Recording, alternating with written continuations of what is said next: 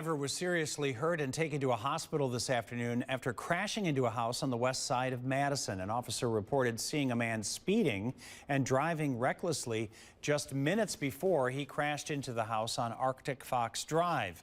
MPD says the man saw the officer and the man tried to speed away. The driver told officials he was being chased by a person with a gun, but the officer didn't report seeing any other cars in the area. No one inside the home was hurt.